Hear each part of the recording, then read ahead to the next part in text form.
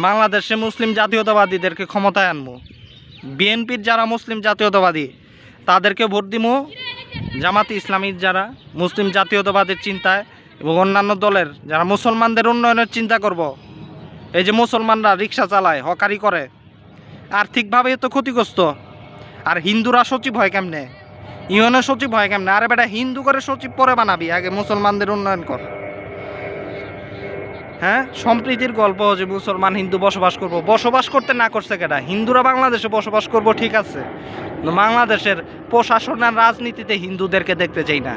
পরে আগে মুসলমানরা রিক্সা চালাইবো, হকারি করব, রাস্তায় ভিক্ষা করব, মসজিদের ওই মসজিদ করার লিগা 10 টাকা 5 টাকা ভিক্ষা দেন, দান করেন, এগুলি আল্লাহর নামে। হ্যাঁ, মুসলমানদের ভিতরে এইগুলি চলবো। আর তোমরা হিন্দুদেরকে ওই সচিব বানাইবা, ইউএনও বানাইবা, প্রশাসনে বসাইয়া তোমরা হ্যাঁ তাদের হাতে টাকা পয়সা দিবা। হিন্দুরা কয় টাকা ট্যাক্স দেয় বাংলাদেশে? হিন্দুরা বাংলাদেশের ট্যাক্সই দেয় না ধরতে গেলে। বাংলাদেশে পয়সা কামায় ভারতে গিয়ে বাড়ি করে দেখেই তো ভারতে এই যে সুবর্ণা ঠাকুরের ভাই সন্তানু ঠাকুর, সে কিন্তু বিজেপি নেতা পশ্চিমবঙ্গে। আমি যতটুকু জানি এবং শুনছি, এ ব্যাপারে খবরও বাইর হয়েছে। বিজেপি নেতার বোনেরে বিএনপি মন্ত্রী বা এমপি বানাইছে সংরক্ষিত আসনে। এটা বিএনপির চরম অন্যায় হয়েছে। এটা মুসলমানদের সাথে বিএনপি বেইমানি করতেছে, আওয়ামী লীগের মতোই দেখা যাচ্ছে এই বেইমানি। এটা কিন্তু ঠিক না। তারেক রহমানের উচিত, তার প্রতি আমার আহ্বান।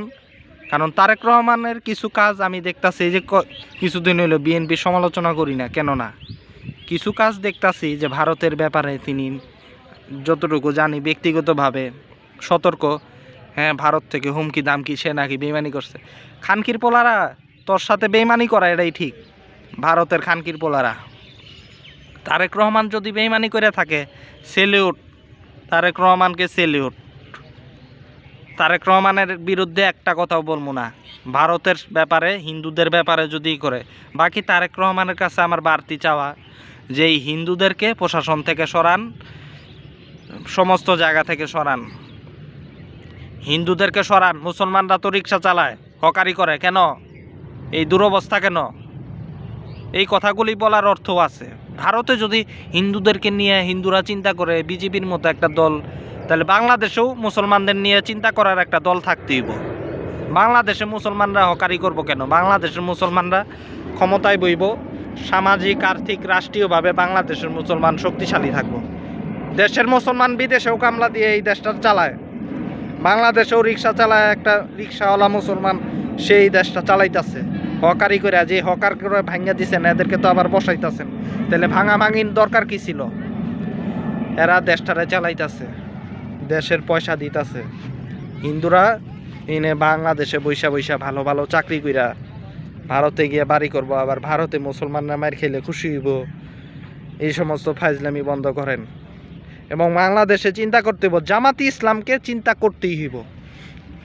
জামাতি ইসলাম ইসলামিক দল, শফিকুর রহমান ওইসব বাদ দেন।